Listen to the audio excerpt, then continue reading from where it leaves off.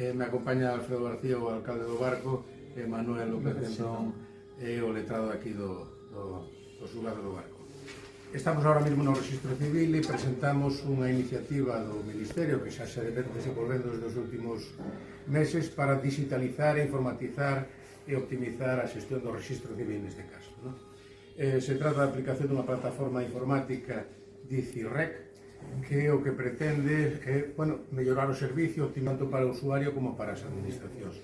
Trátase dunha plataforma que permite que o usuario acceda aos seus datos en remoto, se xestionen, evítanse colas, evítanse solicitude de papeles en ventanilla, porque todo o mundo a través dun certificado, dunha clave, pode acceder aos seus datos. Os seus datos, os seus certificados que son necesarios para facer outro tipo de tarefas. Desde ese punto de vista, mellora tamén no rural, no caso do Barco, non son as capitais, mellora o acceso a estes documentos en remoto, pero isto é importante non só para as localidades nas que non son sede do Partido Judicial, sino tamén fora de Galicia, fora de España tamén, os que están no exterior, facilita moito as súas labores administrativas, as súas necesidades de documentación. Por outra parte, garantiza a interoperabilidade entre administracións, entón comparte datos directos con registro con Seguridade Social, con xulgados en algúns casos para temas de divorcios ou adopcións, e tamén con outras administracións que necesiten usar destes documentos. Deste xeito, o que se evita é un traslado de ventanilla, un desplazamento do usuario, porque cando vai facer unha xestión xa a outra administración dispón do acceso directo aos datos do usuario que están no registro.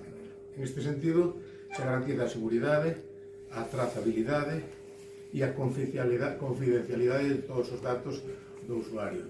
Estamos, por iniciativa do Ministerio de Justicia e Presidencia, modernizando o Rexistro Civil neste caso dentro do plan de modernización e actualización da Administración de Xustiza e creando un Rexistro Civil do século XXI.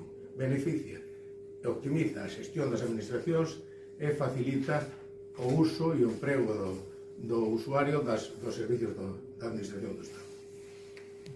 Unha vez que accede unha vez, unha persoa cunha clave, se tiene unha clave, e a partir de aí pode acceder libremente xa simplemente co seu DNI.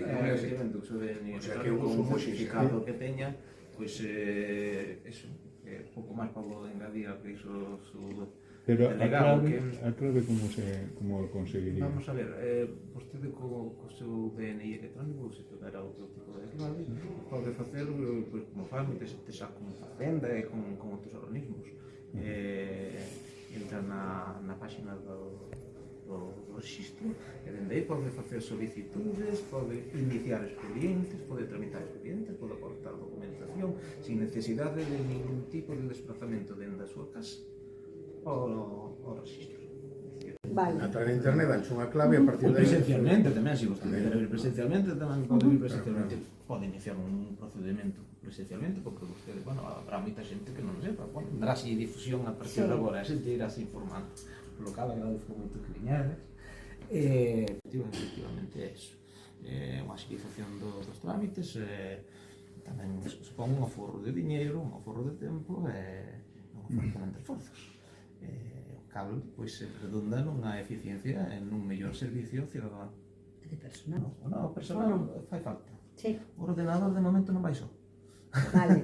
O servicio de cara ao cidadán, pero sempre ten que haber alguén supervisando, gestionando, arquivando os datos aquí para que despois o ordenador vaya só. Si se recibe calquera documentación que se lle requiere, pois hai que aportarlo.